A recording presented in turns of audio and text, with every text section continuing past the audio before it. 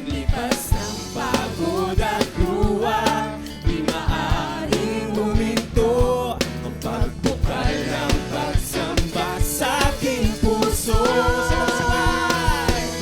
Tuloy ang awit, yes, Jesus! Sigaw ng aking puso nagtagumpay. Pagkalakas mo ang talay, tuloy ang awit, tuloy ang dalian, ito'y walang upay.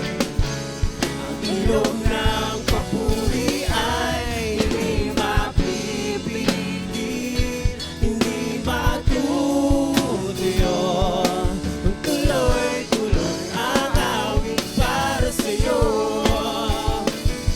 Tuloy ang awit, sigaw ng aking puso nagtagumpay. Pagkalakas mo ang dalay, tuloy ang awit, tuloy ang dalian, ito'y walang hupay. Ang ilog ng papuri ay hindi mapipigil, hindi matutuyo. Tuloy-tuloy ang awit para sa'yo.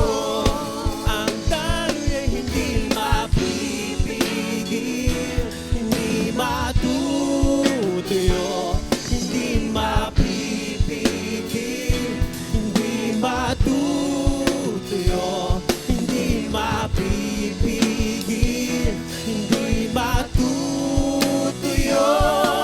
Tuloy-tuloy ang awit, tuloy-tuloy ang awit, tuloy-tuloy ang awit para sa'yo.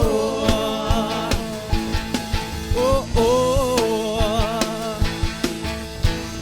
Sige po, palakpakan natin ang Panginoon. Maraming salamat, O Diyos. Patuloy kaming aawit sa iyo, O Diyos. Sa gitna ng bagyo, ng kalamidad, Panginoon, ano pa man yan, O Diyos, kami ay magpapatuloy. Aawit, Panginoon. Tuloy ang awit, sigaw ng aking pusong nagtagumpay. Pagkat lakas mo ang taglay, tuloy ang awit, tuloy ang daloy at ito'y walang hupay. Ang ilog ng papuri ay hindi mapipigil, hindi matutuyo, hindi mapipigil, hindi matutuyo, hindi mapipigil, ito'y hindi matutuyo. Tuloy-tuloy ang awit, tuloy-tuloy ang awit, tuloy-tuloy ang awit para sa'yo.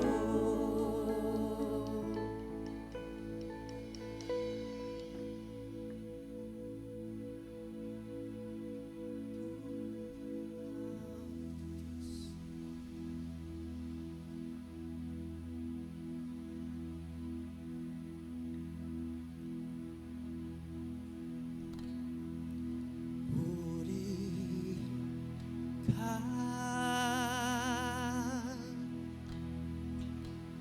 ako'y namamahal. Puri ka,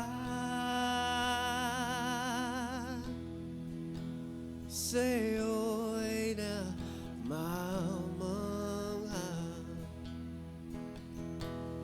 Puri ka,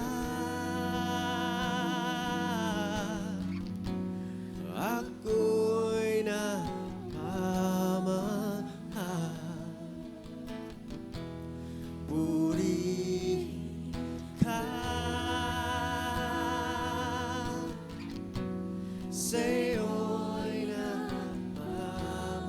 sabay po tayo. Purihin ka.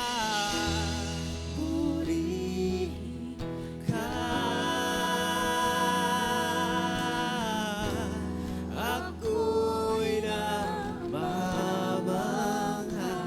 Purihin ka.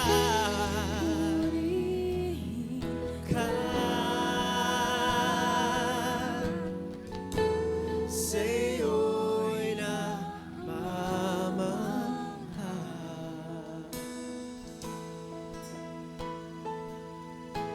Ang Diyos na lumikha ng langit, ang Diyos na lumikha ng lupa, ang lahat tumawi sa himig ng langit. Ikaw na lumikha ng araw, ang bawat ningning ng buwan at bituin, ang lahat tumawi.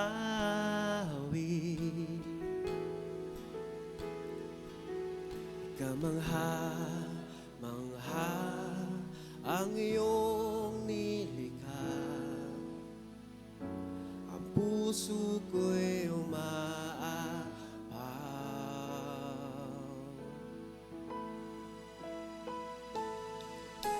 Ikaw na lumikha ng dagat, mga punong nagbibigay kulay,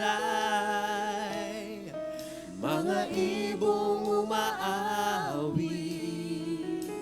Kamangha-mangha, kamangha-mangha ang iyong nilikha, ang puso ko'y umaapaw. Kamangha-mangha, Kamangha-mangha ang iyong nilikha, ang puso ko'y umaapaw.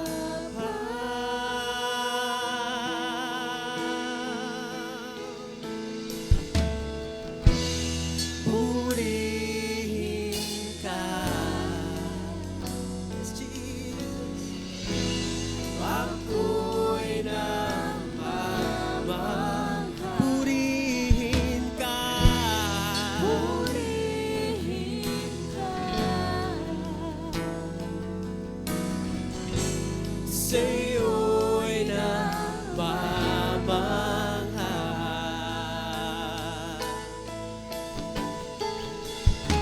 Ikaw na lumikha ng langit at lupa, puno ng biyaya at pag-ibig. Siya'y bumaba upang ako'y tubusin at iligtas. Ikaw ang Mesiyas, ikaw ang Mesiyas, ilaw ng buhay, isinip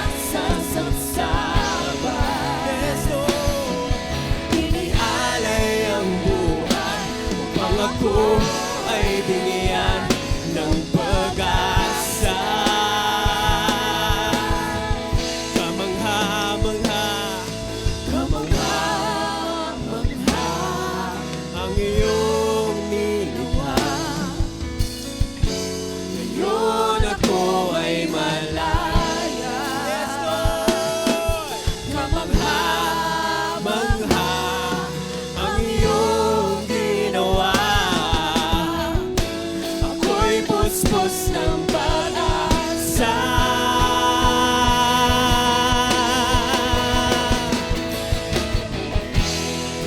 Purihin ka, purihin ka, ako'y nagmamahal. Purihin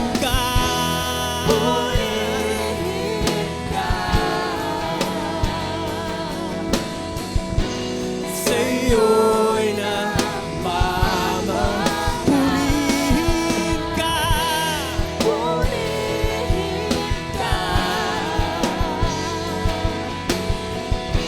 ako'y nagmamahal. Purihin ka,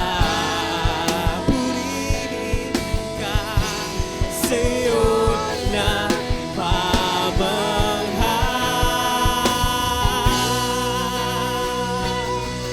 Sa'yo'y nagmamahal.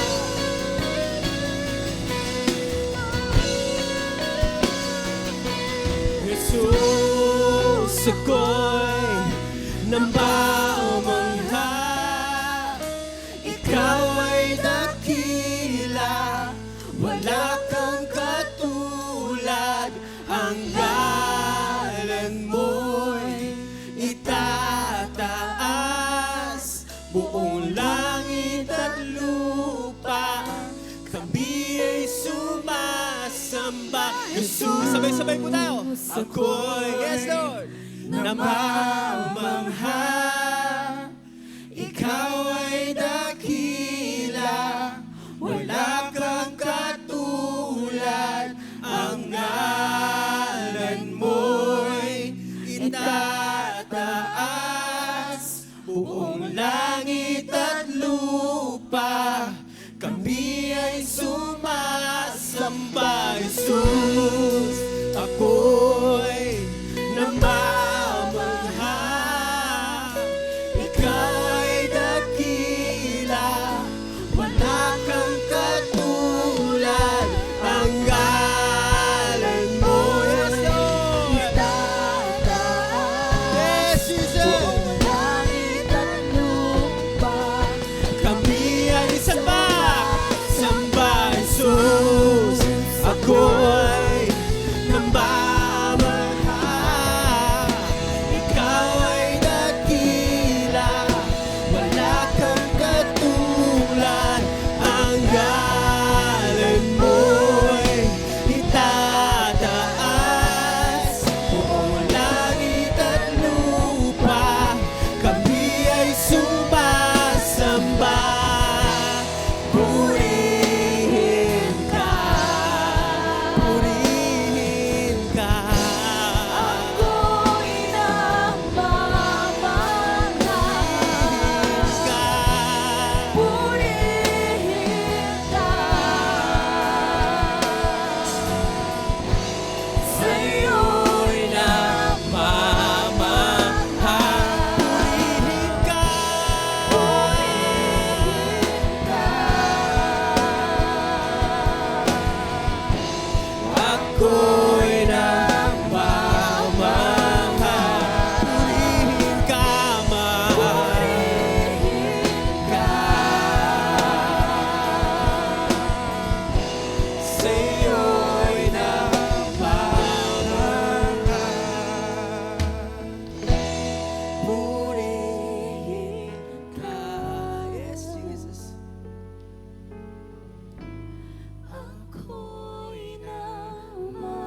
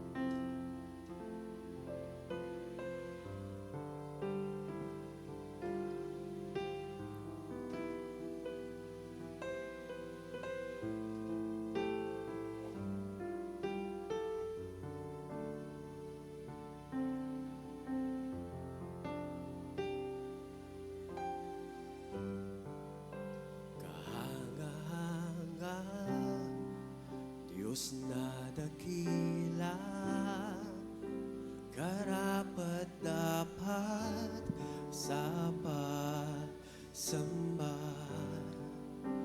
Kalwalhati ay walang katulad, higit sa sukdulan kailan ba. Kahanga-hanga, Diyos na dakila, karapat dapat sa pagsamba. Kalwalhati ay walang katulad, higit sa sukdulan kailanman. Ang alayan kay tanging ngiti, ihandog ang lahat sa akin. Bawat araw ikaw ang naisin ibigin.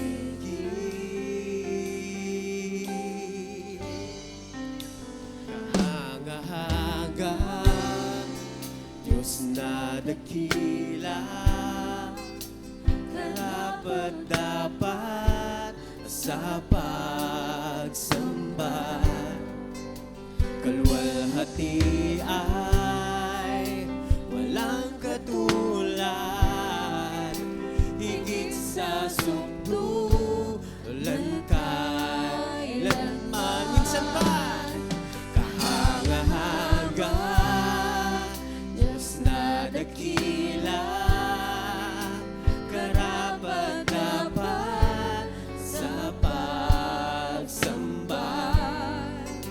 Kalwalhati ay walang katulad, higit sa sukdulan kailanman.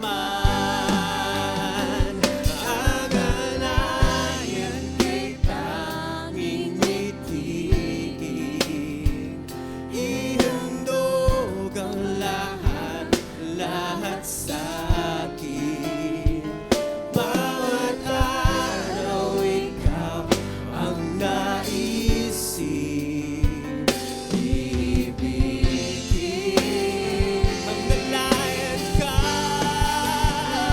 ang Alayan kay tanging alayan kay ngiti, tanging ihandog ang lahat sa akin.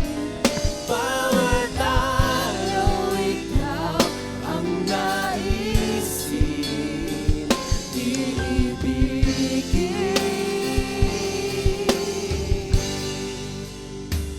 Ang alayan kay tanging ngiti. Yes, Jesus. Ihandog ang lahat sa akin. Bawat araw ikaw ang naisin iibigin.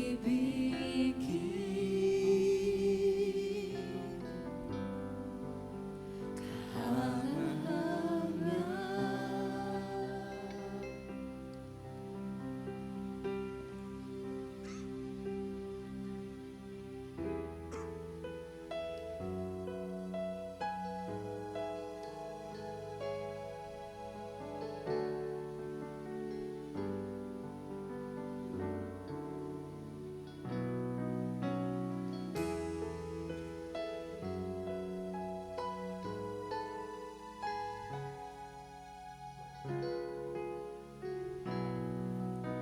Ikaw ay mabuti bawat sandali, sa habang buhay ay mananatili.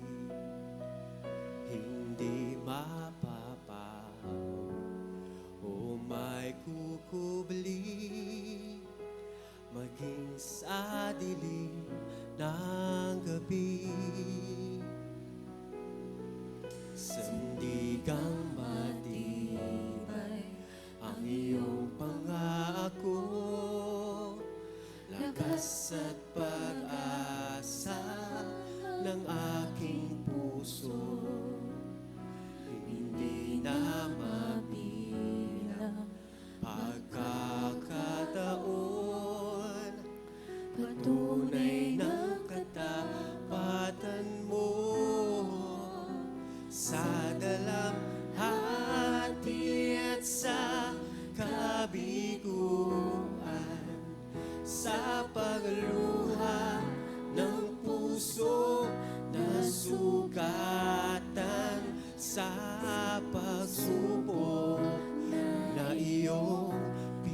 hinahintulutan. Salamat, Panginoon, sa katugunan sa aking dalangin, sa kalakasang sa'yo nang gagaling, sa pagtuturo at pagtutuwin mo sa akin. Salamat, Panginoon, sa dalamhati at sa kabiguan, sa pagluluha ng puso na sugatan, sa pagsubok na iyong pinahintulutan. Salamat, Panginoon, sa katugunan sa aking dalangin, sa kalakasang sa'yo nang gagaling, sa pagtuturo at pagtutuwin mo sa akin. Salamat, Panginoon, sa dalamhati at sa kabiguan, sa pagluha ng puso na sugatan, sa pagsubok na iyong pinahintulutan. Salamat, Panginoon, sa katugunan sa aking dalangin, sa kalakasan sa'yo nang gagaling, sa pagtuturo at pagtutuwin mo sa akin. Salamat, Panginoon, ikaw ay mabuti. Yes, Lord! Ikaw ay tapat,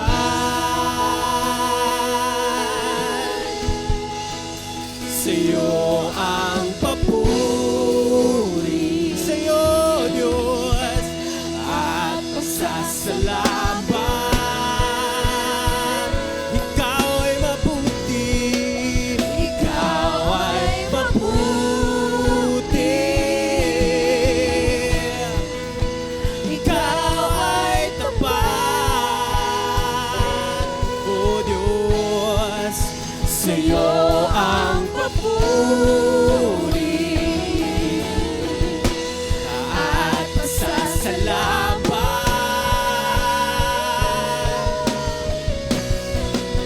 sa dalamhati at sa kabiguan, sa pagluha ng puso na sugatan, sa pagsubok na iyong pinahintulutan. Salamat, Panginoon, sa katugunan sa aking dalangin, sa kalakasang sa'yo nang gagaling, sa pagtuturo at pagtutuwin mo sa akin. Salamat, Panginoon. Aawitan,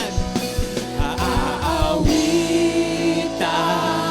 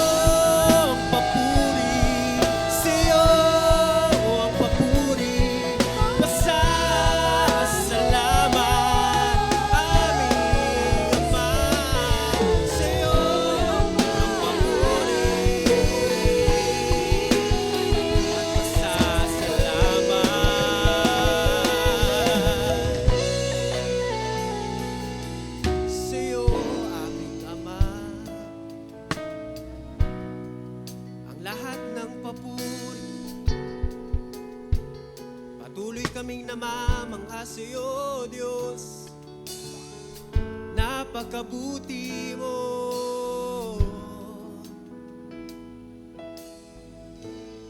Katulad ng inawit namin, Panginoon, kami ay patuloy na namamangha sa kabila, Panginoon, ang nangyayari sa bansa namin, O Diyos.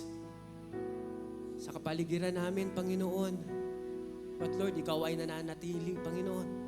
You are still faithful sa mga pangako mo sa amin, Panginoon. Napakabuti mo, O Diyos. Ikaw ang rason kung bakit kami ay nakatayo ngayon, Panginoon. Kaya kami nandirito, Panginoon. Kaya Lord, tinataas namin sa iyo ang aming mga dalangin. Ang lahat ng mga iyak, Panginoon. Lahat ng ito, Lord, ay kunin mo at palitan mo ng ngiti, Panginoon. At ibinabalik namin sa inyo, Panginoon, ang lahat ng papuri, ang lahat ng pasasalamat, ang pinakamataas at pinakamainam na pagsambahay sa iyo, Ama. Ang lahat po ay magsabi ng Amen. Amen. Thank you, Jesus.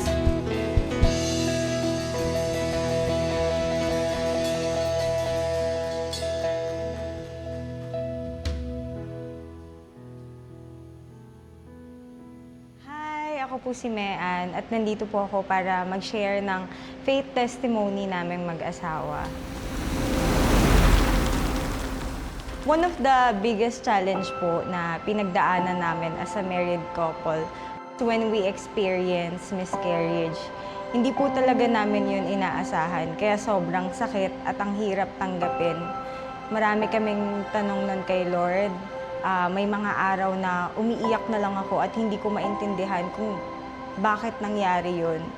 During that season po, dumating ako sa point na hindi ko na alam kung ano ba yung dapat naming ipag-pray. At lagi ko na lang sinasabi kay Lord na, Lord, if my lips doesn't know what to ask for in prayer, please hear my heart.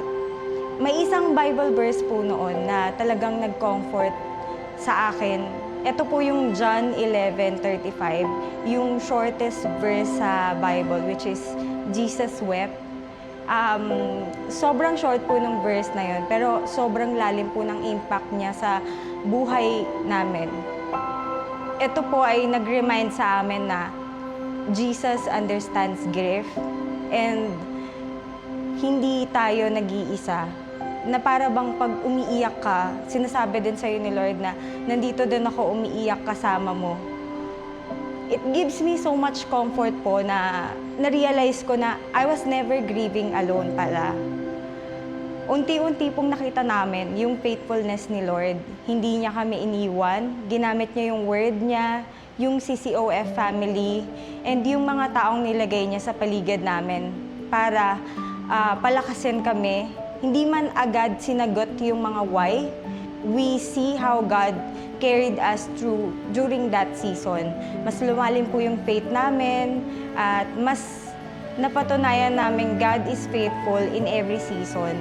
Hindi lang sa moments na binibless niya tayo, kung hindi sa mga moments din na dumadaan tayo sa pain. Naniwala po ako na God is in control. Siguro may mga months po na talagang dire-diretso lang ako umiiyak, nilalabas ko lahat. Kasi hindi ko maintindihan bakit sa dinami-dami ng tao, bakit kaming mag-asawa na we are very excited na magkaroon ng anak. Pero naniwala po ako na talagang in control si God and sa perfect timing niya, ibibigay niya yun. Mas naging matatag kaming mag-asawa nang dahil sa situation na yun. Kasi parang mas na-stretch yung faith namin. And at the same time, yung siguro yung iniisip namin na ready ba kami to receive that kind of blessing. So parang imbes na magsisihan kami or alamin namin what went wrong, ganyan. Kaming dalawang mag-asawa talagang mas dinesire namin na maging paano ba maging better parent, yung mga ganong bagay, yung individual namin at the same time kaming dalawang mag-asawa. Sa mga nanay na naka-experience ng klase ng experience namin mag-asawa, you are never alone every time na umiiyak ka. Yung bawat patak ng luha mo, nakikita yun ng Lord. Nakikita niya yung struggle, yung sakit na mawalan ng baby na nilook forward yung mag-asawa. Siguro yun yung isang sasabihin ko na hindi kayo nag-iisa and that laging nandyan si Lord to comfort us, bigyan tayo ng hope na hindi lang ikaw yung nakaka-experience niyan, na talagang marami ring taong nagpipray nun. Pag binigay yun sa atin ni Lord, magiging testimony siya na habang buhay nating i-share sa ibang tao na hindi nagwi-withheld si Lord ng mga bagay na pinagpipray natin. Inaanyayahan ko po ang lahat na for a short prayer lang po. Heavenly Father, we thank you, Panginoon, na ikaw yung Diyos na lagi naming natatakbuhan sa moments ng blessing, ng pain, Lord. Lord, I pray to everyone na nanonood ngayon or nakikinig, Panginoon. Kayo po yung nakakakita kung ano yung need nila sa mga moments na weak po sila. Kayo po yung I pray na kayo po yung maging strength nila. I-comfort niyo po sila ng inyong salita. And I pray na yung mga pinagdadaanan po namin ngayon, hindi lang po siya talagang pagdadaanan lang namin, pero hayaan niyo po na yung mga pinagdadaanan namin is maging life-changing, na magiging blessing siya in the future. And I pray, Panginoon, na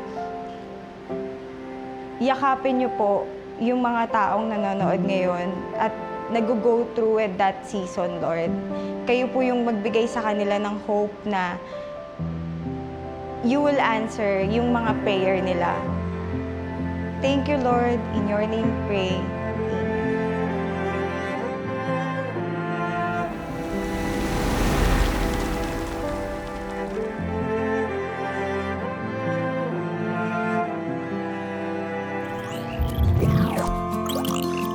Hello CCOF family! Sa lahat ng parents, future parents at guardians, this is for you. Join us sa Parents Connect on August 30, 2026 right after our faith group. Magiging pagkakataon ito para matuto, ma-encourage at makakuha ng practical at biblical wisdom para sa ating pamilya. Mark your calendars, invite your loved ones, and don't miss it. See you there! Good morning po sa bawat isa sa atin. At before po tayo mag-proceed sa ating announcement and tithes and offering po, we would like to welcome po si Skylar Tagua. Pwede po bang itaas ang kamay? Yan, hello po.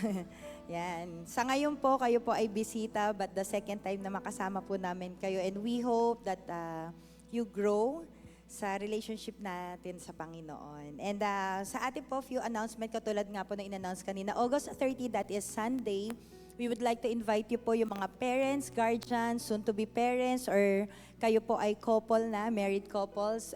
We would like to invite you po sa ating Parents Connect. Yan po ay mangyayari sa August 30, Sunday, right after po ng ating faith group. So, pagtulong-tulungan po natin na tayo po ay matrain natin ang ating mga anak in the ways of the Lord. And sa ating pagdako po sa ating tithes and offering, basahin ko po dito sa Luke 2:22-24. Sabi po dito, now when the days of her purification according to the law of Moses were completed, they brought him to Jerusalem to present him to the Lord. As it is written in the law of the Lord, every male who opens the womb shall be called holy to the Lord. And to offer a sacrifice according to what is said in the law of the Lord, a pair of turtle doves or 2 young pigeons. Katulad po nung inawit natin kanina, no, alam naman po natin na ang ating Panginoong Jesus po, nung siya po ay nabuhay dito sa mundong ibabaw, sabi po ay, siya po ay pinanganak in a lowly place, lowly status po. Diba? Sabi nga sa inawit natin kanina, sinilang ka sa sabsaban. And it only means po na siya po ay hindi mayaman nung siya po pinanganak. And makita po natin na ang inoffer po, during this time po na binasa natin po, binasa ko po sa inyo is, ito po yung time na i-dedicate po si Jesus Christ sa ating Panginoon, na kung saan po ang kanyang parents, si Mary at si Joseph po, si Joseph, ang kanyang trabaho po ay carpenter. During those time po, ang pagiging karpentero po ay hindi po siya elegant or hindi po siya yung kasing laki ng mga salary na nakukuha po. Kaya po ang inoffer lang po nila is turtle doves and pigeon. And ganoon din po sa buhay po natin, no? Iba-iba man po tayo ng estado sa buhay, iba-iba man po yung income na pumapasok or nakukuha po natin. Pero one thing's for sure po, no, ang Panginoon po ay faithful. He continue to provide for each and every one of us. And makikita rin po natin dito na hindi tayo iniwan ng Panginoon na empty-handed. Diba? Nakita po natin, maayos-ayos po yung pananamit natin, yung pangangatawan po natin. It's because ang ating Panginoon po is faithful. Kaya po sa ating pagbabalik po ng ating kaloob po, no, wag po sana tayo maging stingy or wag po tayo maging hard or maging close fist sa pagbabalik po natin ng kaloob sa Panginoon. Bakit po? Unang-una po yung lakas na meron po tayo, kaya tayo nakakapagtrabaho, nakakapagnegosyo, kaya po tayo magaling or mayroon tayong skill or talent, not because of our own strength.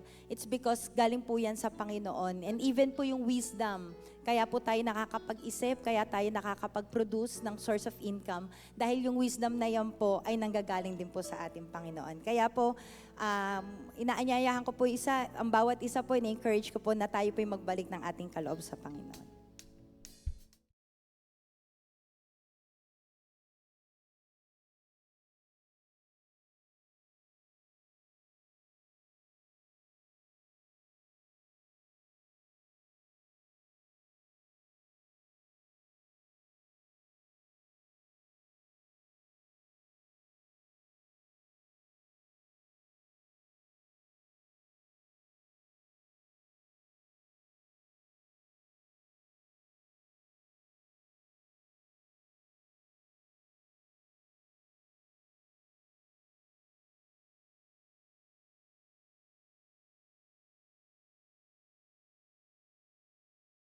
Po ito ng ating kamay sa basket. Panginoon, we just want to thank you, Lord, for the privilege that we can give back to you.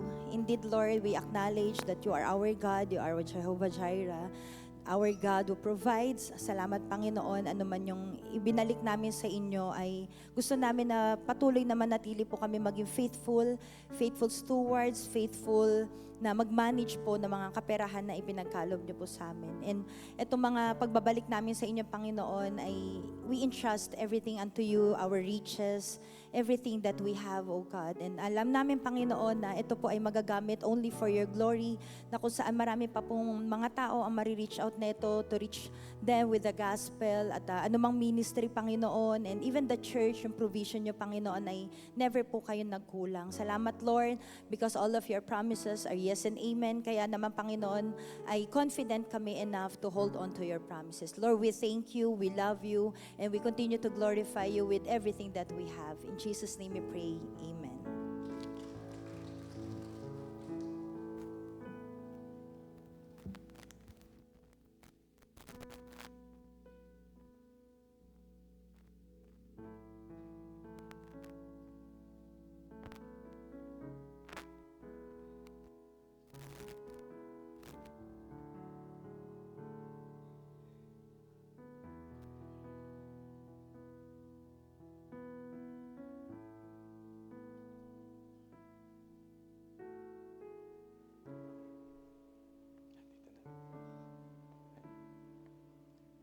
Amen. Ayan. Ganyan po talaga pag hindi sanay. Nagulat po ba tayo? Ako rin nagulat kung bakit ako nandito. No? But you know what? Pinlano ng Panginoon. No? And you know, ang sarap po kanina. No? Pwede po ba nating palakpakan muna ang Panginoon muli? Yung palakpak para sa Panginoon. And kanina, no, every time na pumunta po ako dito sa CCF Marikina, no, I can't help myself but just be amazed, no. Katulad ng awit kanina, no? Kamangha-mangha ang Panginoon. Kasi ano nga ang sabi ko, we were here, no? My family and I, we were here last month, no? To be with you, to celebrate your anniversary. And medyo na-late po kami ng kakaunti. And pag akyat ko lang pa lang po namin, no? Praise God, no, na I can really feel His presence. And ganun din po this morning, no. And pwede po ba natin palakpakan ang worship team, no, na nagpapagamit, no, sa Panginoon ang binigay na gift sa kanila, no, para papurihan ang Panginoon. And sabi ko, no, you have a beautiful church, mga kapatid. You have a beautiful church.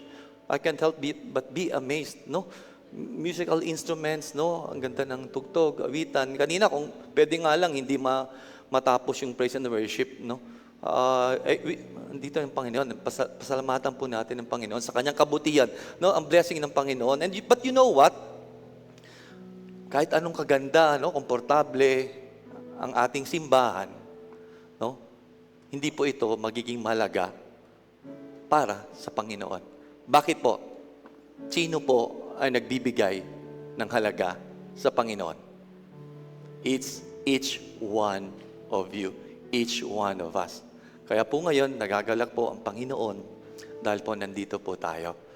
Na mas pinili po ang magkaroon ng ang nasa presensya niya kaysa kung saan man. No? Before I go to the message, pwede po ba nating ialay sa Panginoon ang araw na ito? Can we please close our eyes and pray with me? Heavenly Father, just want to thank you, Panginoon, for blessing us with a beautiful day, Panginoon. Praise and worship pa lang po, kami puspos, Panginoon, we can feel your presence, Panginoon. And I know, Lord, that it doesn't stop dun po sa praise and worship, Panginoon. And I know that it will carry us through, the momentum will carry us through your message, Panginoon. Itago niyo po ako sa inyong likuran, Panginoon. I'm just a vessel. Let your words, Lord, flow out of this tongue, Panginoon. And Panginoon, alam niyo po kung ano po ang bitbitin ng bawat isa. Mga pinagdaraanan po ngayon po, and kayo po ang maging kasama namin. Kayo po ang magbibigay ng kalutasan at katugunan sa bawat po naming dalahin. Panginoon, we are ready for your word, Panginoon, for your message today, Panginoon. Lord, anoint our heads with your oil, Panginoon. Give us wisdom, Panginoon, and understanding so that we may understand your message. Give us an open heart, give us an open mind, Panginoon, para po aming pong maunawaan, maintindihan ang salita na para sa amin, Panginoon. Lord, wala po ibang madakila, Panginoon. Kayo lang po. Ang ngalan niyo po ang may luwalhati, mabigyan ng karangalan, papuri, at pagsamba. This we pray in Jesus' mighty name. Amen. Sige po. Oh, mga kapatid, bago po tayo magsimula, may tatanong po ako sa bawat isa po sa atin, May pagkakataon na bang nagsimula ka ng isang bagay ng buong buo, buong tapang, determinasyon, You're so eager to start it. Pero sa kalagitnaan, gusto mo nang bitawan o gusto mo nang sumuko. Ayoko na, hindi ko pala kaya. Meron ba? Ako meron ang hirap kaya, Ako, lagi kong sinasabi, magda-diet na ako. Pero hindi ko naman only after a few days. Paano kasi, masasarap naman kasi magluto yung mga kananayan natin, di ba? Sa Pasig, sa Marikina, di ba? And syempre, lalo na yung mga asawa natin, Sasarap silang magluto. So sabi kong, hirap pala, hindi na lang. So, yung iba, siguro, sasabihin, So, panimula ng taon, hindi na ako add to cart. Sa Shopee, sinabi ko rin yan. Yung iba siguro, may tinake na sa mga estudyante, ng kurso. Pero teka, sa kalagitnaan, sabihin niya, hindi pala ako magaling sa math. Ayoko pala ng engineering. Maging teacher na lang ako kasi wala. Yung pala, may math subject din yung teaching sa education. Ano pa? Maaring relasyon na ating pinilit na, isalba, or maaring dito mismo sa church, Di ba? Na nag-commit tayo. Sasabihin natin, yes, Pastor Rene, Pastor Lordwin, magsiserve po ako, magiging sa tech committee or kahit anong committee sa praise and worship. Pero sabihin, ay, hirap pala, no? Hirap ayusin yung schedule. No? We're full of reasons, no? Basta-basta na lang tayong titigil, no? Sumusuko, ay, hirap pala, hindi ko nakakaya. So ngayon po, no? Meron po akong ibabahagi po sa inyo na a true story, totoo pong pangyayari. And nais ko po, no, na ating panoorin. This is just a short clip, no, just a 2 minutes video, if you will indulge with me. Kung pwede po natin i-play, no, ang video.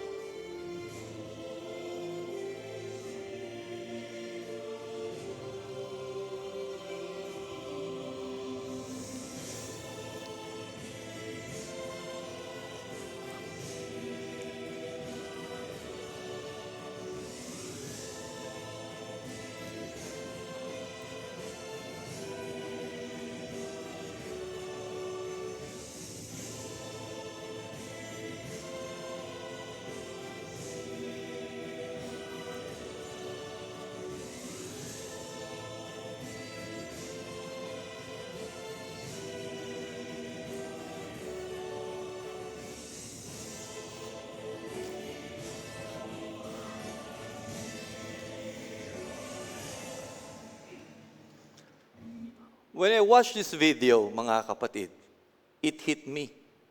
No? Kasi, our life, tama po ba, ang buhay po ng mananampalataya, isang race? Tama po ba? Isang race yun eh. No? Isang mahabang race. No? Ito yung story, this happened in 1968, si John Aquari, Tanzanian marathon runner. No, pag marathon is 42 kilometers. Pero at the early stage of the race, ano nangyari? Natumba siya, bumagsak, and what happened? Na-injure yung kanyang tuhod, nagkaroon siya ng dislocated shoulder. So you can just imagine, yung mga ibang runners, mag-isa na lang siya eh. If you can see in the video, mag-isa na lang siya. Ang sabi nga ng mga medical staff sa kanya, Aquari, tumigil ka na. Hindi mo kakayanin. Duguan ka na. So they asked him to stop. Pero nagpatuloy pa rin siya. Diba? Ang gaano kahirap. Hindi nga siya, in long stretches, sa malaking bahagi, siya ay paika-ika papunta doon sa dulo. Paika-ika. And then, mag-isa na lang, madilim. Diba? Inabot na siya ng gabi. Na-award na nga eh.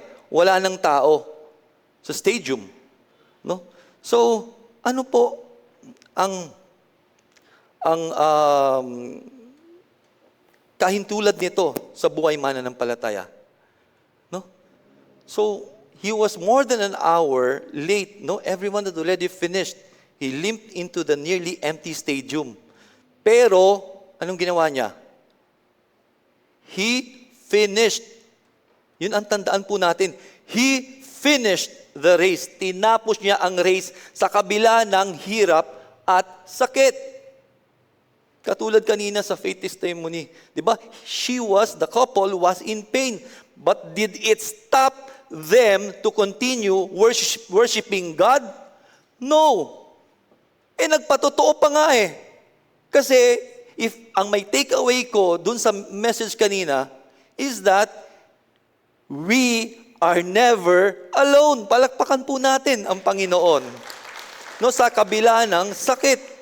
No? And a reporter, etong tumanim sa akin. A reporter asked him, "Hey, John Aquari, why didn't you stop? You have no chance of winning." Wala na daw siyang pag-asang manalo. Pero anong sabi ni John Aquari? Anong sabi ng runner? My country, listen to this mga kapatid, my country didn't send me 5,000 miles to start the race. But they sent me to what? Finish it. Ganun din po tayo. God did not save us to start the race. Hindi po si Jesus nagpapako sa krus ng Kalbaryo para lang umpisahan natin, para lang i-introduce natin sa atin ang faith. Hindi. But God instead saved each one of us to finish it. And later on, maintindihan natin kung ano ba ang ating finish line. I want to use Aquarius Race as our guide, no? Dahil ang kwento niya and story of our faithfulness ay may kahintulad, no? Isang runner na sinubok, no? Nasaktan, di ba? Nahuli, and nagkaroon ng mga obstacles. But he crossed the line anyway. Tayo pong mananampalataya ay dumadaan rin sa mga pagsubok. Is anyone spared, mga kapatid? Meron po ba sa atin dito na hindi man lang dumanas ng pagsubok? Oh yeah, I guess, yun na yung answer ko. Yung katahimikan na yun. Di ba? So, pwede ko po ba ang ano yan? Nung buksan po natin ang ating Bible sa Revelations, chapter 2, verse 10, namnamin po natin ang promise ng Panginoon, ang tamis ng salita ng Panginoon, mga kapatid. Yung hirap ng runner sa pag-abot sa finish line ay isang paglalarawan. It's a picture. Ito po ang katotohanan. No? Ang katotohanan na galing mismo sa ating Ama sa langit. In His own words, no? Can you read all together? Can I invite everyone? Basahin po natin. No? Don't be afraid of what you are about to suffer. Look, the devil is about to throw some of you into prison to test you, and you will experience afflictions for 10 days. Pero ito pong sinabi niya, be faithful. Tandaan po natin, be faithful to the point of death, hanggang sa kamatayan. And anong sabi? Ang promise? Anong reward? I will give you the crown of life. Yan po ang sabi ng Panginoon. Pero hindi niya po yun sinabi na, I'll just hand it over to you. Ito, crown of life. Yun na yun. Wala na tayong gagawin. Meron, mga kapatid. At yan po ang susunod nating tatalakayin. No? Sinasabi ni Lord sa atin, dumaranas ng pagsubok, no? Pag-uusig, no? Huwag matakot sa paghihirap. Kahit pa ito ay matinding pagsubok mula sa dyablo, the enemy. May takdang panahon ang paghihirap na ito. Hindi ito walang hanggan. And ang hiling lang ay manatiling tapat. Pakisabi sa katabi mo, manatiling tapat. kahit pa humantong sa kamatayan. At bilang gantimpala, mayroong naghihintay na crown of life. Ang buhay na walang hanggan sa piling niya. No? Ang message ng finish the race, no? Hindi ito tungkol sa pag-iwan sa mga pagsubok natin. No? O pagiging mabilis. Tungkol ito sa pananatili nating tapat hanggang sa dulo. No? Faithful till the end. Tulad ng runner po, tulad natin, tayo, nagpapatuloy pa rin. Tumakbo kahit sugatan at mahirap. Dahil alam natin may nag-iintay sa atin sa dulo ng race. No? Let me ask you something honest. Ilan sa atin ang nagsimula, no? Started strong. Ilan sa atin nagsimula, no? Started strong in the Lord. And you remember the day when you gave your life to Christ. You read your Bible, no? Nagbabasa tayo ng Bible na parang ito'y pagkain natin, no? 3 times a day, sa akin siguro 5 times a day, no? 6 times a day, no? You prayed as if ito'y ating hininga. You told Jesus, no, to anyone else, to everyone, no? Share tayo. Pero mga kapatid, hindi po yan ang tanong ko today. My question to you is, are you still running? Are we still running? Patuloy pa rin ba tayong maalab sa Panginoon? Because the scripture doesn't celebrate people who start well. But instead, the scripture celebrates people that finish.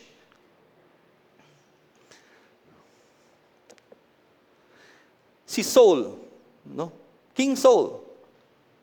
No, he started, no? Well. Pero ano nangyari? He ended in disobedience. Sinabi sa kanya, lipulin niya yung Amalekites.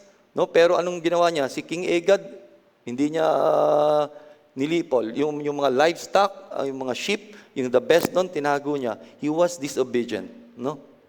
Pero he started well. Tama po ba? Judas, no? Naging disipulo ni Jesus, kasama lagi. Pero nangyari, alam na po natin ang nangyari. Si Demas, no? Who started as Paul's partner doon sa mga ministry, sa mga works, walk and work for Christ. But what happened to Demas?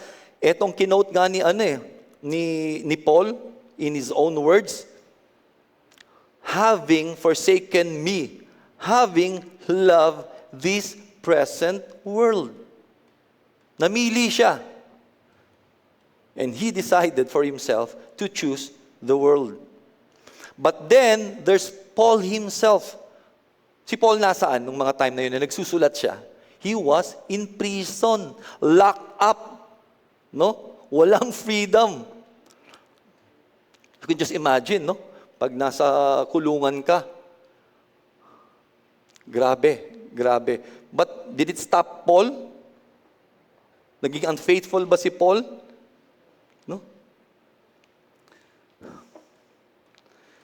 Paul was just like a runner that he crossed his finish line. Ang sabi, itong sabi sa 2 Timothy chapter 4, verse 7. Anong sabi ni Paul? Ito, paborito ko rin to eh. No? I have fought the good fight. I have finished the race. And I have remained faithful. Are we like Paul? That despite the sufferings, despite the pain, no? Ako din po, di ba? So, kaya ako paborito yung, I fought a good fight, I finished. Sa akin kasi, inaalintulad ko lagi. Mahilig po kasi ako sa basketball, no? Siguro yung mga dati, alam naman nila. Ayan, si Kuya Adrian, nakakalaro ko yan. Hanggang ngayon, naglalaro po ako, no? And kahit masyonda na, no? And ako po, there was a game, no, na nasiko po ako, alam niyo, sa basketball physical, but di naman po ako nagalit. And nagkaroon ako ng gash or sugat dito. Ito, talagang mga 2 inches, 3 inches dito sa eyebrow. Pero hindi ako tumigil, nagpatuloy ako.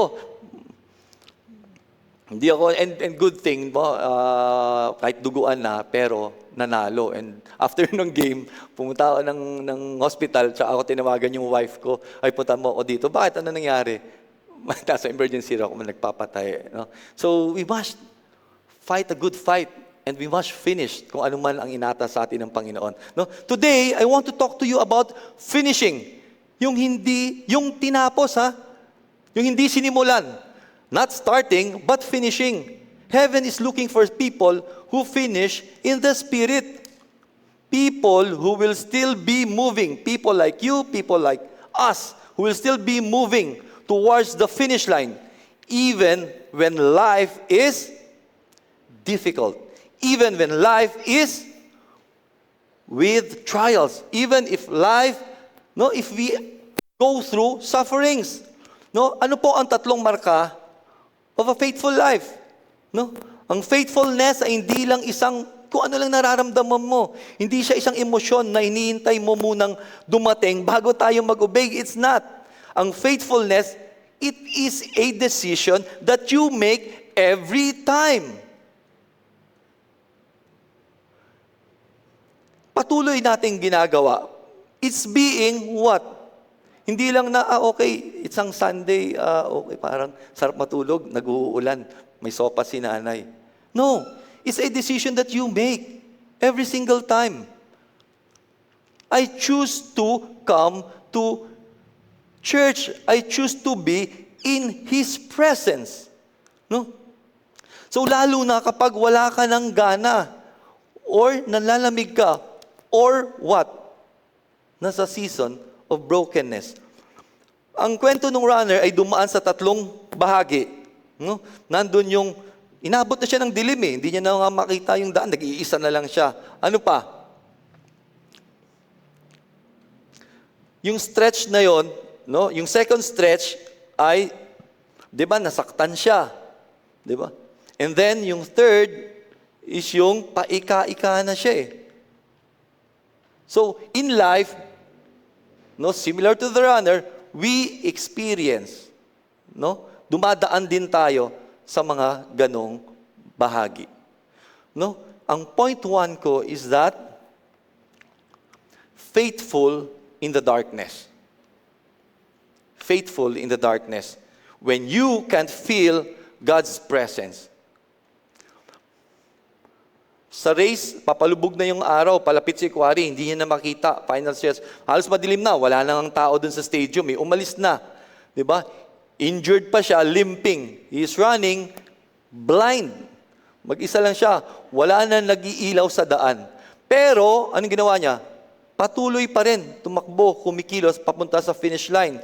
Church, hindi lang basta hardship ito. Ito yung larawan ng darkness. At maaring ang iba sa atin, hindi lang isang gabi, yung darkness na yan. No? Minsan, umaabot ito ng matagal. No? In Isaiah chapter 50, verse 10, no, if we may read, "Who among you fears the Lord and obeys His servant? If you are walking in darkness without a ray of light, trust in the Lord and rely on your God." Sinasabi dito na kung ikaw ay naglalakad sa dilim, walang liwanag, dapat tayong magtiwala sa Panginoon. No, just like sa story ni Joseph. No? And we know na si Joseph, at the age of 17, ano nangyari kay Joseph? Diba? Hinulog siya sa pit, sa balon, and then anong ginawa? Binenta. He was sold into slavery. Ang kanyang mga kapatid. No? And then later on, no, nagpunta siya sa kay Potiphar, pero ano? He was loyal, he was honest, pero nangyari. Despite that, Pinaratangan siya. And, ang masama nun, wala siyang kasalanan, ikinulong. No? Sa kulungan, no? Actually, when he was in prison, nagkaroon siya ng ano, 'di ba? Na-interpret niya yung dream. At ang sabi niya dun sa tauhan ng Pharaoh na alalahanin mo ko. 'Di ba? Pero nung nangyari, hindi eh. No, hindi siya.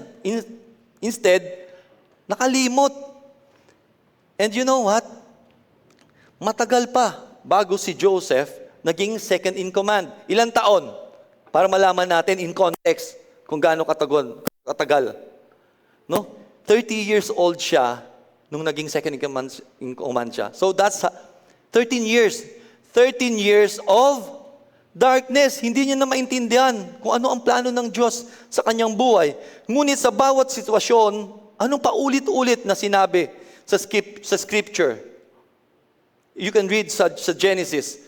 Kasama ni Joseph ang Panginoon, hindi siya iniwan. Palakpakan po natin ang Panginoon. Hindi siya binigyan ng paliwanag, subalit binigyan siya ng presensya ni Lord. At patuloy siyang naglingkod ng tapat kung saan naman siya nilagay. Mga kapatid, I was led, no, na sinasabi ko nga, ano kaya ang mai-share ko na kanino bang story na alam ko. Pero sabi ko, na-lead ako, meron pa bang ibang kwento na mas mai-share mo kung di yung sarili mong kwento? So, pwede niyo po ba akong pagbigyan na mag-share ng sarili kong kwento? No? In February 2023 po, ako din po ay may pinagdaraanan. No? I was at my lowest, no? The lowest point of my life in February 2020. Bakit po? Nawalan po ako ng trabaho. That was the time na nawalan po ako ng trabaho. And I was always full of myself. No, I admit it. No, ang sinasabi ko noon, no, I was invincible. No, I have stable job sa experience ko. No, and maganda yung employer. Hindi po ako mawawalan ng trabaho. Pero you know what? Iba si Lord magplano. Iba ang plano natin. Iba ang plano ni Lord. No, ibinabaha po ako ng Panginoon. And what's worse is that ano ang nangyari noong March 2020? Pandemic hit, COVID. Lalo po akong walang trabaho. No? Stressed, anxiety, yes. Tao lang po ako eh. Hindi ko po maalis. Ang sinasabi ko po is, lahat po siguro tayo nakakaranas po ng darkness. No? But the truth is, faithfulness in the darkness isn't about surviving one bad night. It's staying faithful across months, even years. Even if you don't understand. Si Joseph, 13 years. Ako matagal din po ako, hindi nagtatrabaho almost a year. No? Na walang trabaho. So, pero ano ang at that time hindi maintindihan ni Joseph. Pero you know what? It was si God talaga really has his own way to prepare us. Alam niyo ba na yung pagkakataon na yon, yung event na yon, prepared Joseph na siya ang maging second in command. And ano nangyari? He saved two countries, Egypt and Israel, yung angkan niya mismo. From famine. And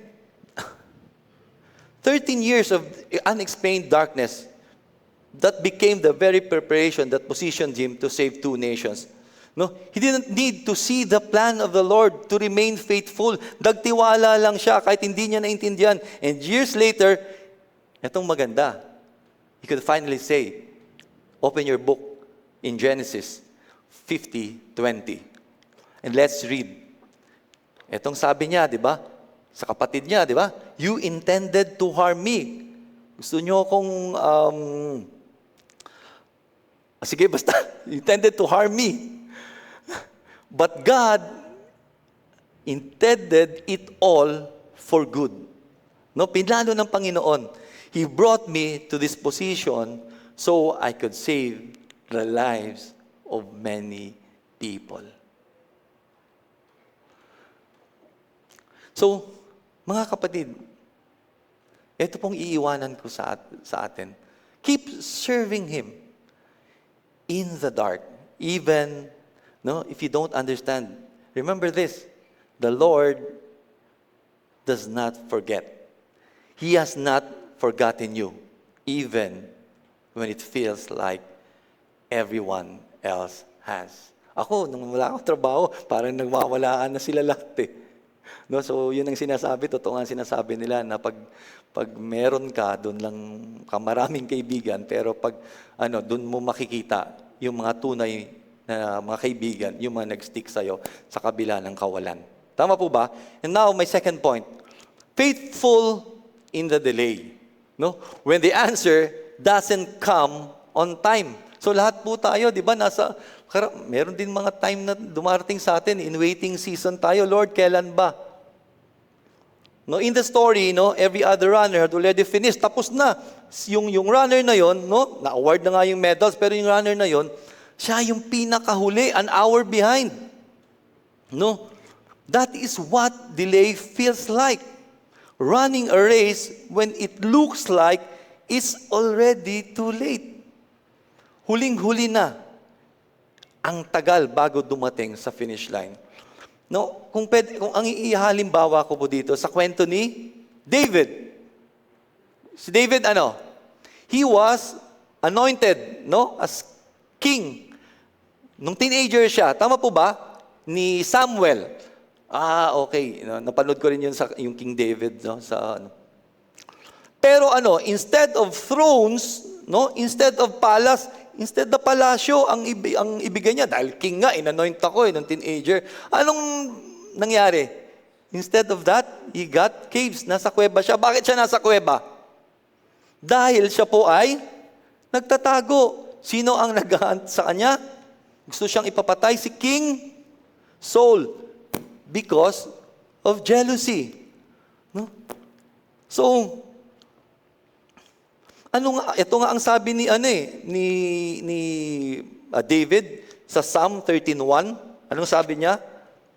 How long will you forget me, O Lord? Gaano katagal? Habang buhay? But yet, David never took the crown by force. He had the chance na anuin si Saul, yung nasa cave sila, na actually pwede niyang patahin, pero hindi niya ginawa. Di ba? He stayed faithful in the waiting room of the promise. Ang sabi daw ng mga scholars is between, nung ni-research ko, is between 10 to 15 years daw nagantay si David. I have my own personal experience, na kinuwento ko earlier. Ang sabi ko, almost a year, wala kang trabaho. Ang sabi ko, Lord, please, 2 weeks pa lang, Lord, please, bigyan niyo ako ng trabaho. Unfortunately, COVID hits, walang makuha ng trabaho. I work in a hotel, siya nga pala, So, yung mga hotels, wala din nagka-quarantine. Yung iba nga, ginamit na ng quarantine. So, walang bibisita. Diba? So, yung salita? Wala talaga. Pero you know what? Hindi yun actually sinagot ng Panginoon I waited. There was delay. Experienced myself. Pero you know what? During the waiting season, ano nangyari? Praise God. That is how my faith journey began. Doon po ako naging active ng church. Active sa church. Alam niyo po kung sino po ang lagi kong kasama. Actually, ang nag-invite sa akin. Pasalamat po ako kay Pastor Rene. And his family. Siya po ang nung wala po akong trabaho, message niya ako, Jurgen, alis tayo. Almost every week, naalala ko po yun. And I was very thankful that we have a spiritual father na alam niya na may tupa siya, anak siya, na may pinagdadaanan, pero nandito siya, no, to the rescue, no? And it is very comforting that you have a spiritual father who is there for you, giving you strength, 'di ba? And mentoring you. Actually, doon po ako talaga nagsimula na maging active sa church. I used to, nung kinikwento ko rin po, nandun lang po ako sa likod, no, nagte-text, nagchat, ganun. Andun lang, sa pinakadulo pa, no? And then wala sa akin, pupunta ako, parang wala lang. And look what happened to me now. And I praise God na ganun ang nangyari sa akin. Tama po ba? When He doesn't answer your prayer, may plano ang Panginoon na mas maganda. Hindi ikaw ang masusunod dahil alam niya kung ano ang mas makaganda sa iyo. Nandito ba ako ngayon kung tinugon ni Lord ang panalangin ko na bigyan niya ako kaagad ng trabaho? No, I wasn't reformed until that 10 months or 1 year. I was transformed because of that waiting period in my life and also because of the people that He uses. Anong sabi nila, di ba? Sa Proverbs 13:20, hindi ko na po naisulat, no? Walk with the wise and become wise. Associate with the fools and get in trouble. So buti na lang, Pastor, kayo po ang kasama ko. Thank you. Palapakan po. Pwede po ba natin palapakan si Pastor Rene? No? Patuloy siyang ginagamit ng Panginoon, no? Is being used by God and continues to be used by God. So, thank you, Pastor Rene. And ang delay ay hindi denial, mga kapatid. Ang delay ay nagtetest kung mananatili ka pa rin maglilingkod sa Diyos sa kabila ng hindi pa sinasagot yung prayer mo. Hindi tumigil si David sa pag-worship kahit nasa loob siya ng kuweba. In fact, si David, doon sa may cave na yon, doon pa niya naisulat yung mga magagandang sulat niya sa Psalms, no? And ang tanong ko para sa iyo, mga kapatid, patuloy ka pa rin bang magpupuri sa Kanya habang nasa waiting season? O kapag na-receive mo na lang yung promise? Let's remember this. Now, let me ask you a question.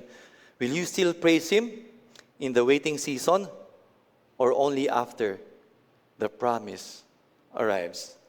And point 3, faithful in the pain when life falls apart and doesn't make sense. No, ano kaya to? Hindi ko maintindihan. Parang walang kabuluhan. Ano ba?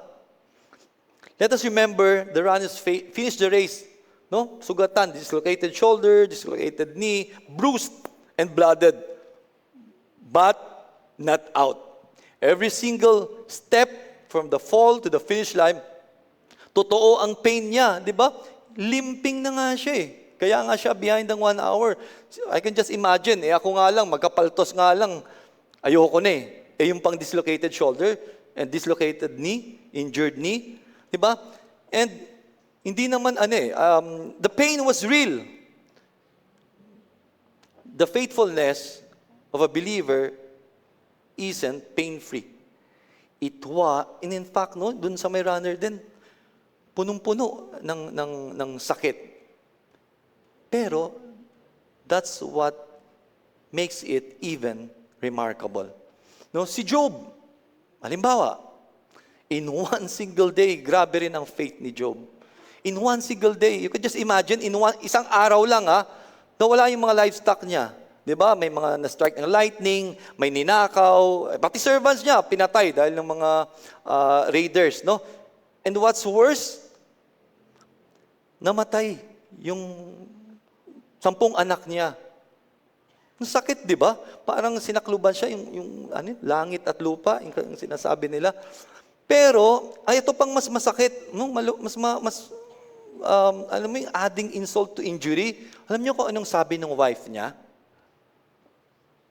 Curse God and die. Hindi pala uso sa wife ni Job dati yung sa hirap at ginawa. Wala pala yon. No? Sa ginhawa lang pala siya eh. Pag sa hirap na, ang sama na ng sinasabi.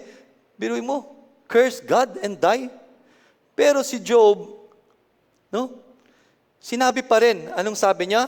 In Job 13:15, etong sinabi niya, Though he slay me, yet I will trust him. Matindi ang pagdanampalataya at pagtitiwala ni Job sa kanyang Panginoon.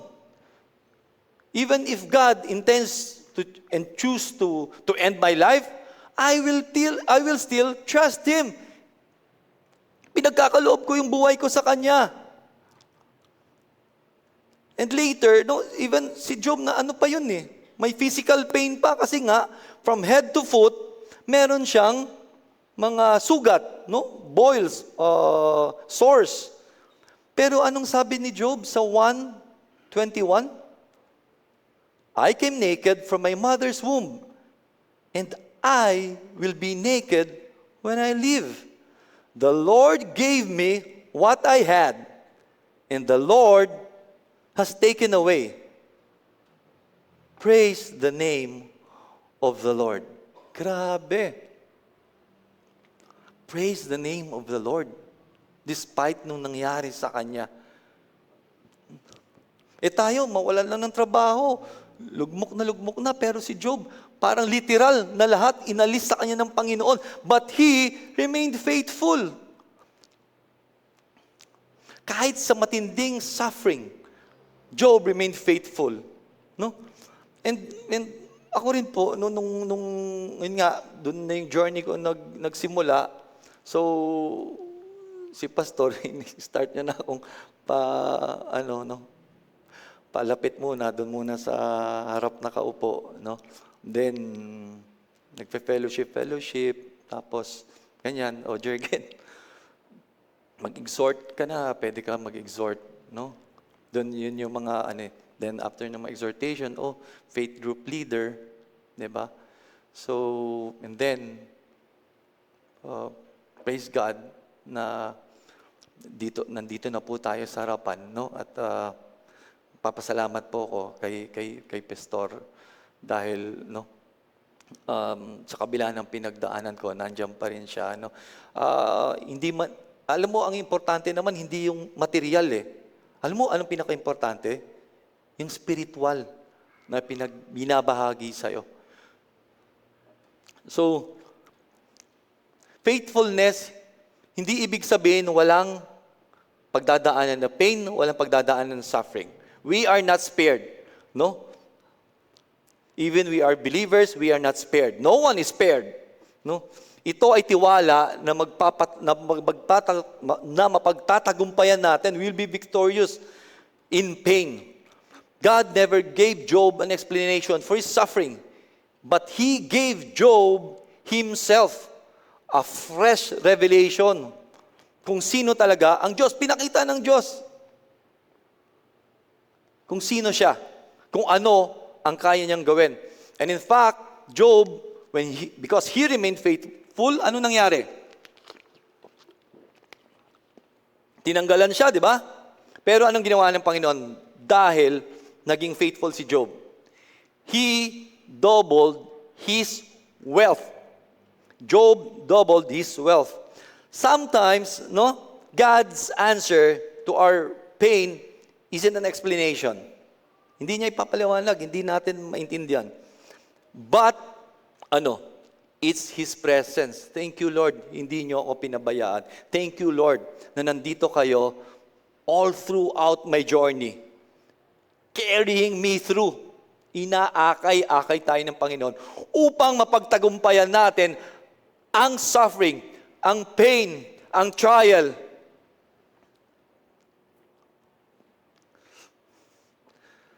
Mga kapatid, ano ang pinagdadaanan ng bawat isa? I know, no?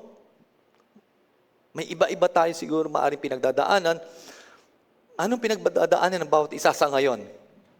Are you in the dark? Nasa kadiliman? Nandun tayo sa waiting season? Or nandun tayo sa pain? No, and the word of faithfulness, here's the word of faithfulness, no? Ang question ko is that, ano ba talaga? Sinasabi mo, ano ba talaga? Finish line ka ng finish line. But what's exactly our finish line? Ano ba? Sa runner, it may be the stadium, no? Yung line na yun na kinocross. But for us, it's bigger than that. Ang finish line natin ay what? and we all, ito talagang mangyayari. Ang mga breakthrough and even the end of our season, hindi yon. Our finish line is eternity with the Lord in His kingdom, sa Kanyang kaharian. Everything else, bawat trial na to, bawat delay, bawat sugat, is simply the road we run para makarating lahat to pagdadaanan natin makarating sa finish line, which is His kingdom. And babaguhin ito kung paano tayo tumakbo. In Hebrews, can we open your Bibles? Can you open your Bibles in Hebrews 12, verses 1 to 2, and let's read all together, mga kapatid. Therefore, since we are surrounded by such a huge crowd of witnesses to the life of faith, let us strip off every weight that slows us down, especially the sin that so easily trips us up. And let us run with endurance the race God has set before us. We do this by keeping our eyes on Jesus, the champion who initiates and perfects our faith. Because of the joy awaiting Him, He endured the cross, disregarding its shame. Now, He is seated in the place of honor beside God's throne. Sinasabi dito na dapat natin alisin kung ano ang mga bagay na nagpapabigat, nagpapabagal sa atin. Lalo na yung mga kasalanan. And dapat tayo ay tumakbo with endurance sa race na inilaan ng Diyos sa bawat isa. Ang paraan para magawa ito, anong sinabi? Anong sabi? How? Fixing our eyes on Jesus. Pakisabi naman sa katabi mo, fixing our eyes on Jesus. Siya yung nagsimula at nag-perfect ng faith natin. Hindi tayo dapat nakatutok sa hirap, anumang pain, or kung gaano tayo kahuli. We fix our eyes on Jesus. Siya yung dahilan kung bakit tayo patuloy na tumatakbo at siya rin yung naghihintay sa atin dun sa dulo. Church, we keep moving because our eyes are fixed on Him. He is the one waiting for us at the finish line. In Matthew 7, verse 13 to 14, anong sabi? Ito actually one of my favorite verses. Ito nagmulat sa atin, magmumulat sa atin sa katotohanan. Anong sabi? You can enter God's kingdom only through the narrow gates. The highway to hell is broad and its gate is wide for the many who chooses that way. But the gateway to life is very narrow, and the road is difficult, and only a few ever find it. Yun ang sinabi. Only a few ever find it. Sinasabi dito, we have two options. If we are on a crossroad, nandito tayo sa crossroad and we will decide kung saan, madali lang po. If you're going to take the right road or etong left. Etong left, highway, maluwag, komportable, madali. Ito, makipot, parang ali lang. Magkakabanggaan pa nagkakasalubong. Now, you have a decision to make, mga kapatid. Highway, madali, malapad, komportable, pero saan papunta? To hell. Or etong makipot, pero ano ang kapalit? Mahirap, pero anong kapalit? Buhay na walang hanggan, kapiling ng Panginoon. Palakpakan po natin ang Panginoon. Isipin nyo yung moment na finally, no? Pumasok yung runner, halos empty, di ba? Ang stadium, isang oras na behind, no? So, it's not how we started, but how we finished.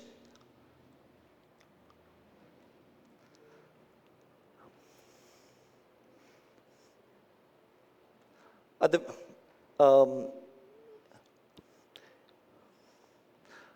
ang finish line po natin ay yung doon sa dulo, kung saan nag-aantay po ang Panginoon sa atin. Ito ang sabi sa 2 Timothy, no? I have fought the good fight, I have finished the race, and have remained faithful. And now the prize awaits me, the crown of righteousness, which the Lord, the righteous Judge, will give me on the day of His return, sa Kanyang pagbabalik. And the prize is not just for me. Sabi ni Paul, hindi lang para sa Kanya, but for all who eagerly look forward to His appearing. Available doon po yun sa lahat na nag-look forward sa pagbabalik ng ating Panginoon. Kasama ba tayo doon? Basahin natin ang last phrase. Not only me, but unto all of them also. This crown is not just only for mga pastors, mga apostles, but available sa bawat isa sa atin, sa bawat isa na naririto ngayon. Who stayed faithful in the dark, in the delay, and in the pain, hanggang sa muli niyang pagbabalik.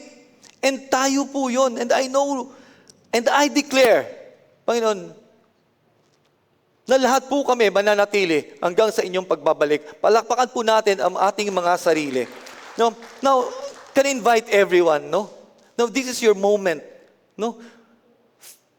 Face to face. Can we please close our eyes, mga kapatid? Close your eyes. No? And imaginein po natin yung own finish line po natin, no? Hindi siya stadium, but ito yung moment na darating sa atin. Ito yung race na mag-i-end. No? And you stand before Jesus. No, kaharap mo si Lord face to face. No one else in the room. Just His eyes on you. Nakatingin sa'yo, magkaharap kayo. Knowing everything. Every dark place, you stayed faithful. Every delay, you kept praising Him. Every pain, you carried and never let go of Him. He opens His mouth. And what do you believe He will say? Ano ang sasabihin sa atin ni Lord? Will He say, hindi kita kilala. I never knew you. Or ito yung mga katagang inaasam natin na marinig. Is it, well done, my good and faithful servant. Mga kapatid, that moment is coming sa bawat isa sa atin. Yan po ang siguradong mangyayari. And the only question that will matter is not how you started,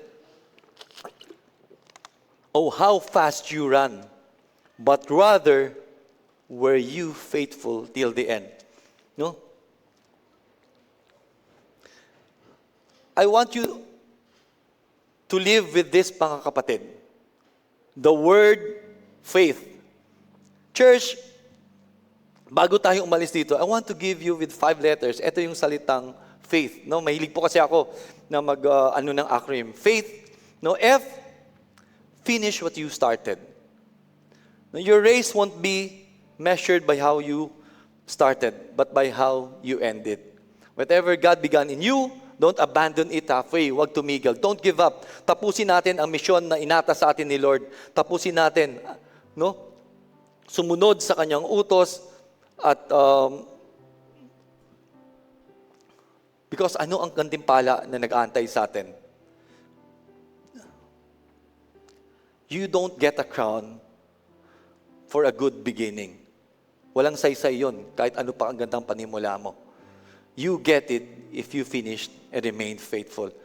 A, anchor in the word daily. Walang runner na minsan lang mag-practice, minsan lang tumakbo, then champion na siya. No. Parang ganun din tayo. Every day, no? We anchor in His word. Every day, no? Ganun din ang buhay natin sa Panginoon. Hindi ito yung nasusustain ng isang malakas na worship. Kanina, malakas ang worship, no? Or isang powerful na retreat. I was touched by the beautiful message, no, na-renew ako, or isang emosyon na pangyayari sa church, no? But rather, it is a decision that we make. Ang toong lakas ay galing sa kung ano yung binabalik-balikan mo araw-araw. Ano yung binabalik-balikan natin dapat? Word of God. Salita ng Diyos. Ang salita niya. No? At na binabasa mo, pinag-iisipan mo, at hindi lang basta binabasa, hindi lang basta pinag-iisipan, kundi, anong importante? Kinakabit dito, naiiwan dito, hindi yung pasok dito. And then what? Isina sa pamuhay natin. No? Anong sabi sa Psalm 119 verse 11? Thy word I have hid in mine heart. No? So anchor daily. You'll need the strength para maging handa ka kahit anuman ang dumating. Ignore the voice that says, quit. Ito ang kasinungalingan ng kaaway. Nasasabihin niya sa'yo, hindi mo kaya, tumigil ka na, pinabayaan ka ng Panginoon. No, rebuke the devil. Sabihin mo, in Jesus' name, I will be triumphant, I will be victorious. No, I will overcome all the obstacles. Bring it on. I have my Lord. He will carry me through. He will sustain me. Because we are conquerors. Tama po ba? You are warriors. We are overcomers. Walang magagawa ang kaaway. Ignore that voice. It's not wisdom. Kahit sabihin niya sa'yo, etong madaling buhay, highway nga mabilis o komportable. Ignore the voice that says, quit. Trust Him in the trial. Wala namang iba No, kapag bibigay ng solusyon, meron, siya lang. Let us trust Him. Dahil ito sa mga trial na to, hinuhubog tayo. This is preparation for us. Look what happened to Joseph. At that time, he doesn't understand. But he remained faithful. He kept moving forward, hindi pa atras. Ganon din po tayo, sa Panginoon. And etong pinakamasarap, etong panghawakan po natin, huwag po natin kalilimutan. Yung letter H, hold on till He calls you home. Ito ang inaantay natin. Isa lang ang paraan ng pagpanalo sa race na to, sa buhay, sa laban na to. Hindi bilis, kundi katapatan. Hanggang sa dulo, hanggang sa uli. Sinasabi ng Revelation 2:10, be thou faithful unto death, I will give thee a crown of life. Hindi tayo titigil dahil sa sarili nating desisyon. No! We will remain, we will move forward. Magpapatuloy tayo hanggang sa Diyos mismo ang tumawad sa atin pauwi. Faith, finish what you started, anchor in the Word. Ignore the voice that says, quit, trust Him in the trial, hold on till He calls you home. Dito po ako magtatapos, mga kapatid. Church, bago po natin lisanin ang church today, I want you to go back to that room. No, imagine nyo sa lugar na nasa isipan nyo, face to face with the Lord. His eyes looking at you. Kayong dalawa lang. Nakaharap si Lord. Nobody in the room. Diba? Mga kapatid, let's be honest. Be honest with yourself. Have you grown cold? Nanlamig po ba tayo? If you gave up in the dark, in the delay, or let the pain make you bitter, wag po natin bitbitin ito sa pag-alis natin. Surrender again. Recommit again. Not tomorrow, not next week, not next month, not next year. Anong sabi? Surrender again. Recommit. And that is now. Right now, mga kapatid. And if you're in the middle of the race, sugatan, broken, nasa trials, nasa suffering, nag-iisa, nasa hulihan. Listen to this.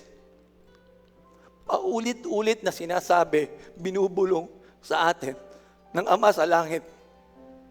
Don't quit. Walang bibitaw. Walang hihinto. Walang mag-give up. Dito tayo aatakihin ng kaaway. Kasi alam niya kung ano kasi ang reward na nag-aantay if we cross that finish line. Get up, keep moving, and finish your race. And lastly, if you've never given your life to Jesus yet, the Lord is talking to you right now. He is opening His door. He is opening the door for you, mga kapatid. Binubuksan niya ang pinto. No, with His open arms. Ano lang po ang kailangan nating gawin? Tayo po ang lumapit. Ganun kagrasyoso ang ating Panginoon. Sa kabila ng ating kakulangan. Despite us being imperfect, despite us being unworthy, despite us being hard-headed, He remains faithful.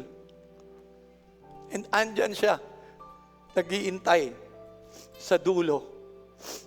And that is not next week. Because tomorrow, that's not tomorrow. Because tomorrow is never promised. Anong gagawin po natin? Lumapit tayo sa Kanya. Dahil siya, nag-aantay lang na ating lapitan. Iwanan ko po ang bawat isa ng ganitong statement. Bitbitin po natin. Run to the finish line. No matter how hard it gets, the Lord is waiting with open arms to welcome you home. Patuloy po nating purihan ng Panginoon.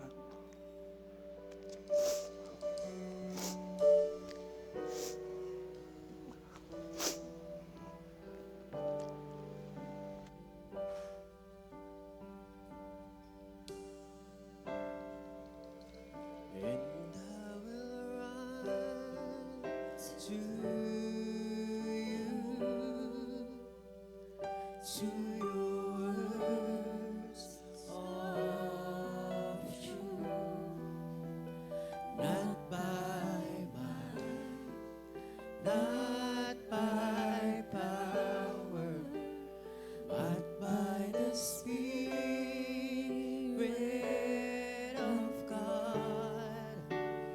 Yes, I will run the till I see your face.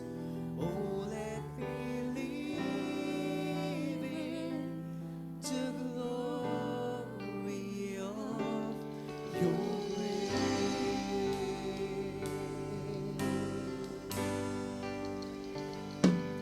Your eyes on this power.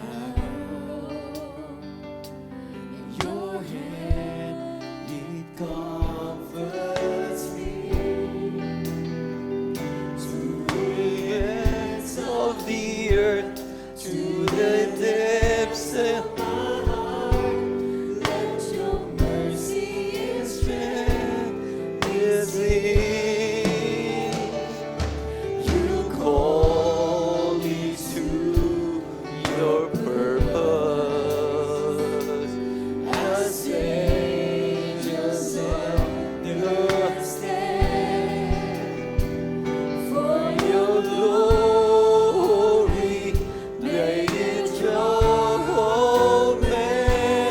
as your loving grace do not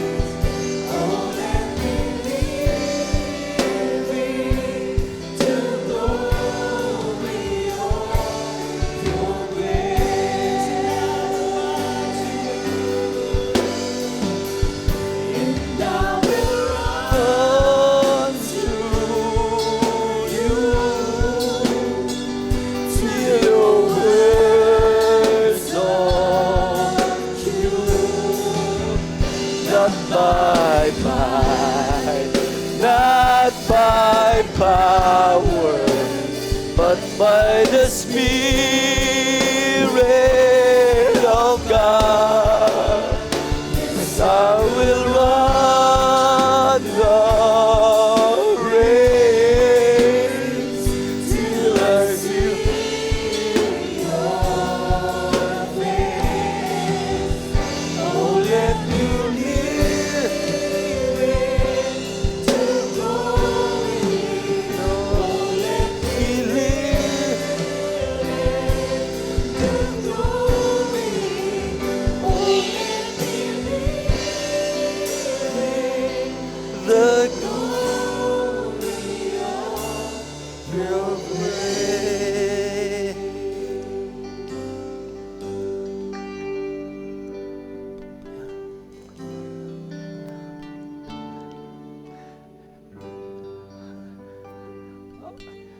So, Lord, we want to thank you for your message today. I know po na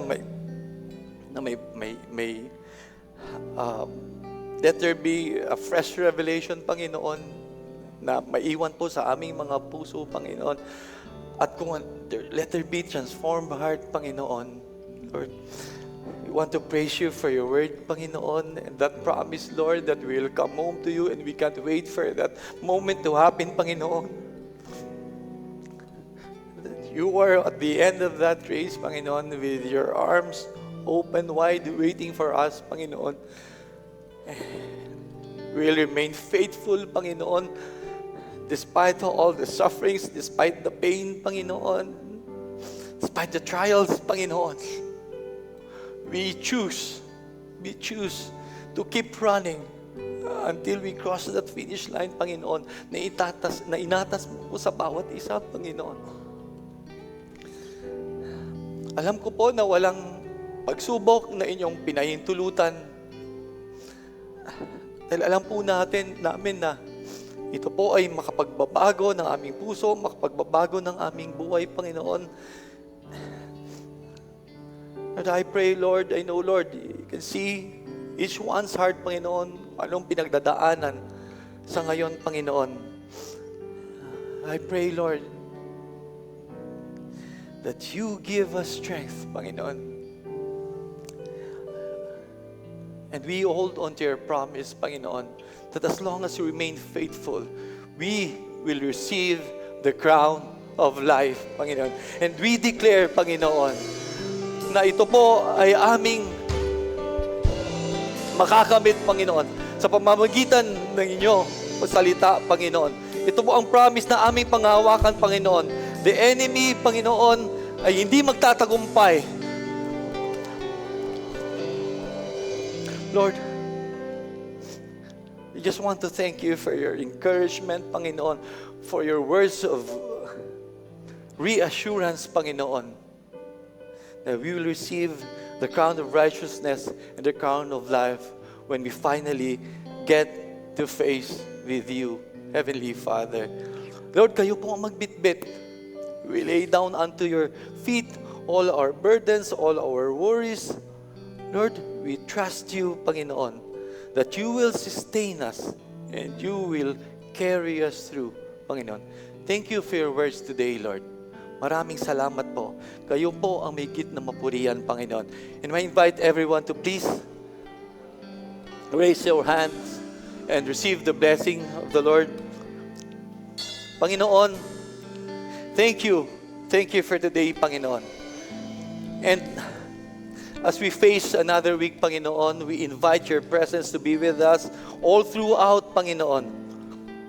Kayo po ang patuloy na maggabay, patuloy po na magbigay ng protection, to keep us safe, Panginoon, to give us blessing, Panginoon. Lord, we will live with a joyful heart, with genuine joy, Panginoon, with words of encouragement and words of promise, Panginoon, na nagmumula sa inyo, Panginoon. And I know, Lord, na babalik po kami dito next week, Panginoon.